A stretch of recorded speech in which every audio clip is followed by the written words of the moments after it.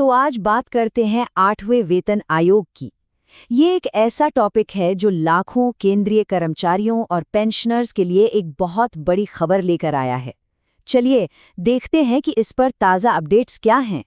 तो सबसे पहले सीधा उसी सवाल पर आते हैं जो शायद सबके मन में है। क्या वाकई केंद्रीय कर्मचारियों और पेंशनर्स को 30 से 35% की एक बड़ी सैलरी हाइक मिलने वाली है? जी हाँ, हाल की रिपोर्ट्स तो कुछ ऐसा ही इशारा कर रही हैं और ये अपने आप में एक बहुत बड़ी बात है।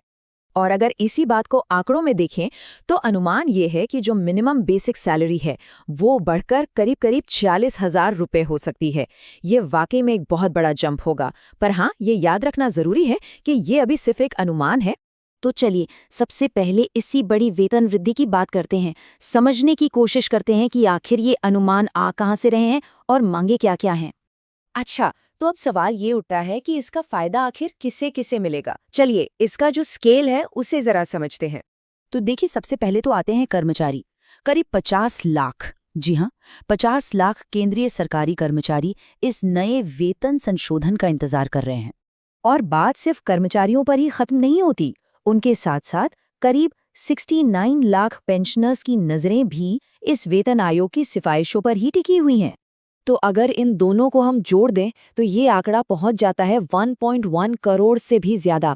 इससे ये अंदाजा लगता है कि ये फैसला कितने बड़े पैमाने पर असर डालने वाला है। चलिए अब बात करते हैं इसकी ऑफिशियल टाइमलाइन की। मतलब ये सब होगा कब, इस प्रक्रिया में जरूरी तारीखें और पड़ाव क्या हैं।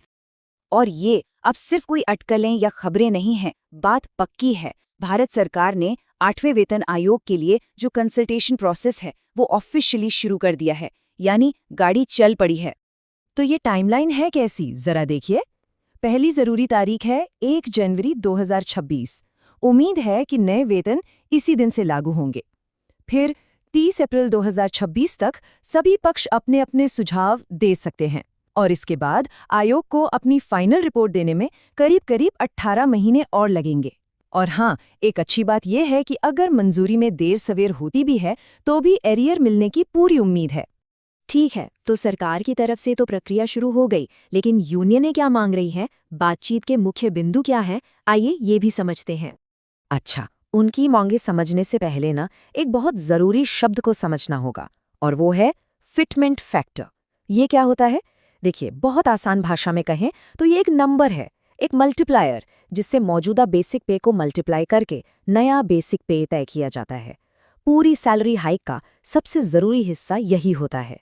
और यहीं पर सबसे बड़ी बात सामने आती है।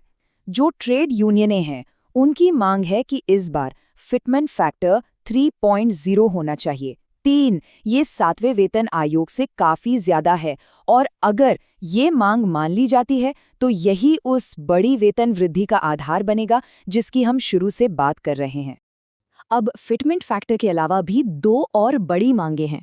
पहली, पुरानी पेंशन योजना यानी ओपीएस को फिर से बहाल किया जाए और दूसरी, जो अलग अलग अलाउंस मिलते हैं जैसे ट्रैवल और हाउसिंग, उनमें भी सुधार किया जाए। तो इन सब बातों का निचोड़ क्या निकलता है? मतलब आखिर में सैलरी पर इसका क्या असर पड़ेगा? देखिए, उम्मीद तो यही है कि सैलरी में 30 से 35% या शायद उससे भी ज़्यादा की बढ़ोतरी हो सकती है। लेकिन एक बात बिल्कुल साफ है, फाइनल नंबर क्या होगा ये तो आयोग की रिपोर्ट आने के बाद ही पता चलेगा। इस बदलाव का अंदाजा लगाने के लिए जरा इस फर्क को देखिए।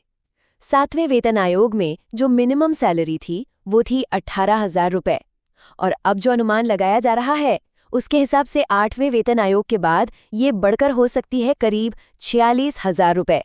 मतलब ये एक जबरदस्त उछाल है। तो कुल मिलाके बात ये है कि फाइनल फिगर्स आने में तो अभी कई महीने लगेंगे, लेकिन एक बड़ी सैलरी हाइक की जो प्रक्रिया है वो अब ऑफिशियली शुरू हो चुकी है। अब सबकी नजरें टिकी हैं अंतिम सिफारिशों पर और उस तारीख पर जब वो लागू होंगी।